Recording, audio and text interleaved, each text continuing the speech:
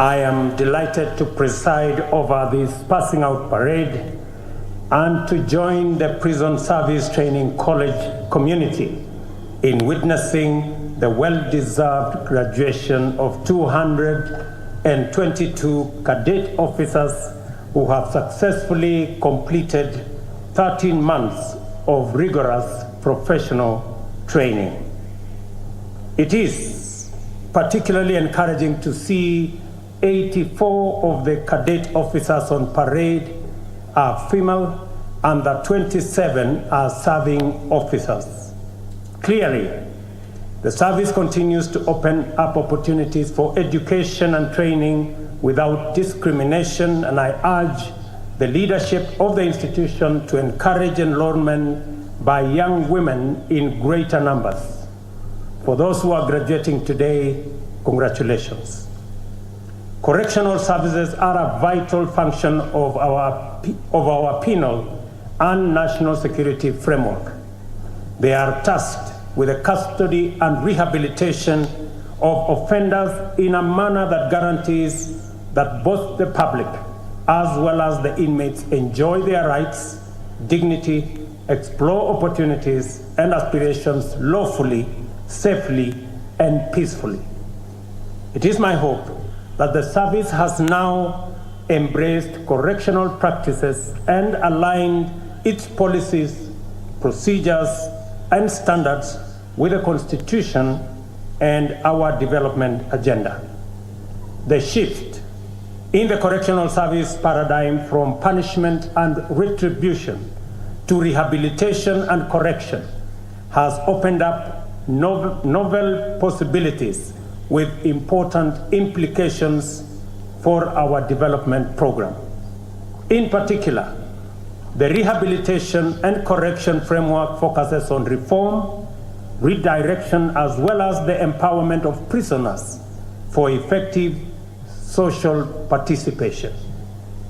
To reduce a prisoner's likelihood of returning to antisocial conduct and increase their capacity for gainful activity, correctional services now impart knowledge, skills, and training in various arts and crafts. I have considered the various fields in which the service trains prisoners and noted with great satisfaction that they align with the government's commitment under the bottom-up economic transformation agenda. Under agriculture and food security agenda, we intend to feed the nation and drastically enhance our agro-industrial output.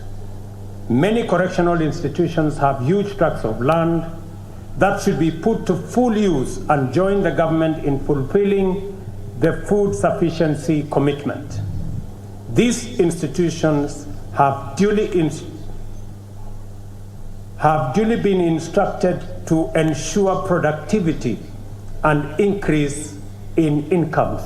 More specifically, for the prison department, we are going to provide, as I committed, 67 new tractors and other implements and equipment that will enable the prison department in the lands that they have to put under production 8,000 acres to produce maize, to produce rice, vegetables, and other produce that will support the government program on food sufficiency.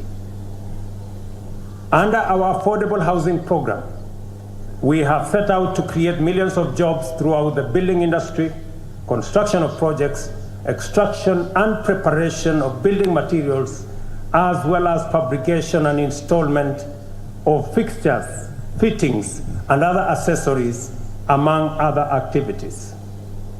Under our micro and small enterprise, we intend to encourage the prison's enterprise by providing additional modern equipment to improve the quality of products that comes out of our prison enterprise industry so that we can better serve both the inmates with good quality training and equipping them with the necessary knowledge for them to participate meaningfully once they leave prison. We have embarked also on financial and capacity and other forms of empowerment for entrepreneurs to innovate, incubate, and curate business ideas into the next generation and to profitably engage in enterprise in various sectors and at different scales. The Hustler Fund will provide and make affordable funding available to support these enterprises, reduce barriers to accessing funding, and deepen financial inclusion. I am encouraged, therefore, to note that the prison service has placed emphasis in educating and training prisoners in various aspects of agriculture, including irrigation and mechanized farming. I am also happy to see the magnificent handicraft and other items produced by skilled prisoners under the auspices of the prison's enterprises. As we take concerted and robust measures to combat climate change through the restoration of national forest cover, I take this opportunity to commend the State Department for Correctional Services, which has planted 443,000 trees so far in prison institutions across the country. This impressive number excludes the 2,000 trees planted under the Community Service Order Afforestation Program, 5,000 trees planted at the Kianjukini Forest in Kirinyaga County, and the Marmanet Forest Initiative, which aims to plant an additional 100,000 trees. Just to let the prison service to know that it is the commitment of government, and I expect that the prison service will start with the land they have by putting at least 20% of the land they have under tree cover, including fruit trees. I also expect the prison service to participate robustly in the production of seedlings for our program on planting 15 billion trees in the next 10 years. I also applaud the State Department for producing varieties of seeds for different ecological areas. The Cabinet Secretary is responsible for Environment and Interior must effectively coordinate to ensure efficient uptake of seedlings, including initial production, so that no one and no trees overgrow in nurseries.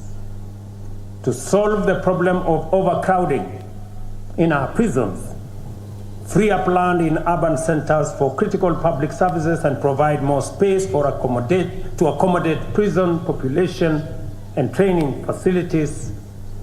The Cabinet Secretary is responsible for Interior and Public Works have been instructed to urgently develop a prisons master plan, which will be used to identify and develop new and modern prison sites.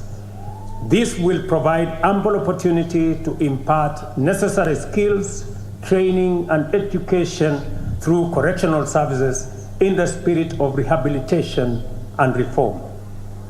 At the same time, I note that more than 10,000 prisoners are serving sentences of 3 years and below. Further, 41% of the prison population is awaiting trial for bailable offenses. All these people need not be incarcerated. It is important for stakeholders in the justice ecosystem to seriously implement alternative dispute resolution and to consider alternatives to imprisonment for relatively minor sentences. I urge the judiciary to provide leadership in this matter and the Attorney General to initiate necessary engagements in this respect. To graduates assembled on the pass-out parade, your assignment is clearly spelled out for you.